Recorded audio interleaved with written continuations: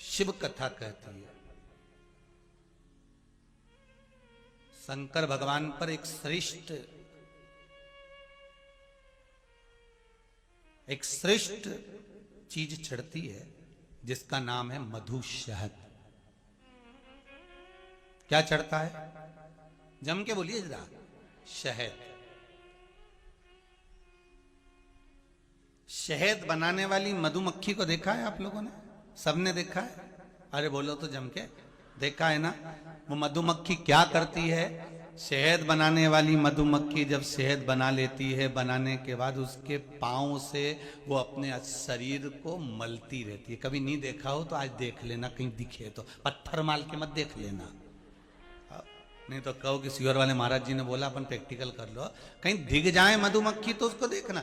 कोई मक्खी को देखना, मधुमक्खी को वो क्या करती है? शहद बनाने वाली मधुमक्खी शहद बनाने के बाद में जब उसका छत्ता बढ़ते चले जाता है, छत्ता बढ़ते चले जाता है, मधु का छत्ता बढ़ते चले जाता है, वो मधु का छत्ता जब नीचे लटकने लगता है, उस लटकते हुए छत्ते पर मधुमक्खी बैठी हो तो उसको देखना, वो अपने हाथ से, अपने पांव से, अपने पंख से अपने शरीर को बार बार घसती है, बार बार मलती है।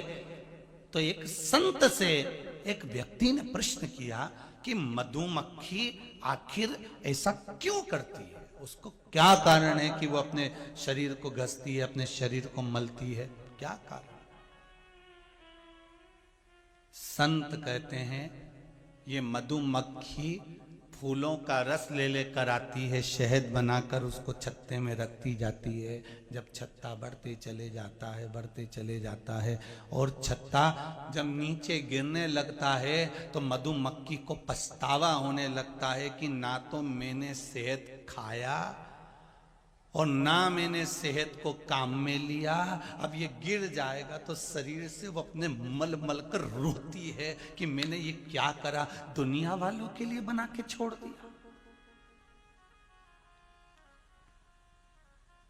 जब जब मेरे भोलेनाथ जी पर शहद चढ़ाओ तो एक बात का स्मरण रखना कि शहद हमें सीख देता है कि मधुमक्खी बना बना कर छोड़ दी, शहद दूसरे के काम आया, खुद उसका उपयोग नहीं कर पाई। कर पाई क्या? नहीं। आखिरी में वो शहद दूसरे के काम आया। शंकर भगवान पर जब शहद चढ़ाओ तो एक बात का ज्ञान ले लेना कि हम कहीं ऐसा तो नहीं कर रहे कि हम भी केवल जोड़ जोड़ के मधुमक्खी जैसे इकट्ठा कर कर अंत में सीताराम हो गए।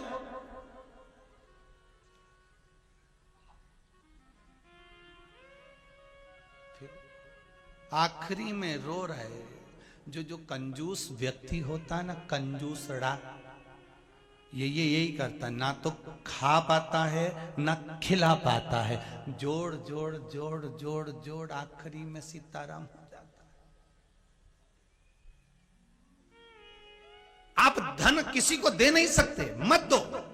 हम पहले भी कथा में कहे, आप दान नहीं कर सकते, बिल्कुल मत करो। आप किसी को 1 रुपया नहीं दे सकते, बिल्कुल मत दो। हम तो कहते हैं इस व्यासपीठ से, आप किसी को 1 रुपया खर्च नहीं कर सकते, मत करो। पर शिव महापुराण की कथा कहती है कि अपने शरीर पे तो खर्च करो, कुछ अच्छा अपने शरीर पे ही खर्च करो।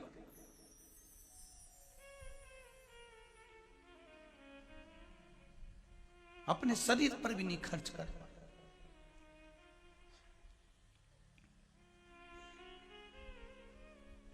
मूंगफली खाने का मन कर रहा है, रोज सोच रहे थे मूंगफली खाऊंगा, यहां गरम गरम सिक रही है ठेला पे। 2 बार मन करा गए। कैसी दी? 20 रुपए की 50 ग्राम। 50 ग्राम 20 की हो, 5 रुपए की दे दे। 5 रुपए की उसने मूंगफली 10 मूंगफली दी। खाने का मन था और खा लेता, पर वो 5 रुपए की खाके इस मन को मार लिया। बस खाली संतुष्टि हो गई। अब उससे पूछा जाए तेरी जेब में जो पैसे पड़े तूने कमाए किसके लिए कमाए? किसके लिए? तू अपने ऊपर भी तो खर्च नहीं कर पाया। मधुमक्खी शहद का प्रयोग खुद नहीं कर पाती, मधुमक्खी शहद बनाकर छोड़ देती है, उसका प्रयोग नहीं कर पाती, बाद में शरीर मलती है, बाद में सिर धुनती है, बाद में पछतावा होता है कि मैंने ये क्या कर दिया, मैंने ये क्या करा।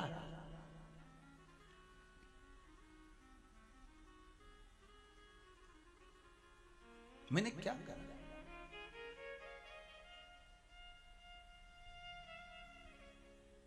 कार्यकर्ताओं को धन्यवाद कि जो लोग खड़े हुए थे उनके बैठने के लिए आपने पीछे का टेंट खोलना चालू कर दिया, उसके लिए बहुत बहुत धन्यवाद। वहां पर बिछात और कर दें जिससे लोग बैठते चले जाएं, बहुत बहुत साधुवाद। मधुमक्खी शरीर को धुनती है, शरीर को धुनती,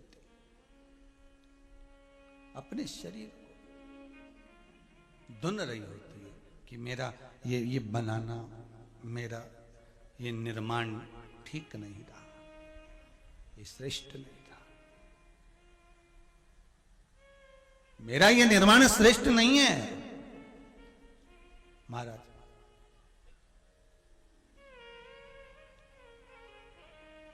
मेरा ये निर्माण की श्रेष्ठता नहीं। महाराज शिव महापुराण की कथा कहती है, पार्वती जी ये बात जानती हैं। पार्वती जी ने शंकर भगवान से निवेदन करा कि ये शरीर, ये मन, ये चित्त, ये वृत्ति, ये आपका दिया हुआ है, इसलिए आपको समर्पित कर रही हूं। जिस दिन आपके मुख से निकल जाए कि शंकर ने हमको बनाया है, शिव ने निर्माण करा है, ये शरीर शंकर का है, ये घर, ये परिवार, ये कुटुंब, ये सब कुछ शिव का दिया हुआ है, उस दिन गलत काम करने से पहले भी आपके मन में आ जाएगा कि शंकर का दिया हुआ है, इसलिए इसको मैं गंदा ना करूं। ये वो कहे, एक वो बहुत सुंदर बात कही किसी ने, मेली चादर ओढ़ के मैं द्वार तिहारे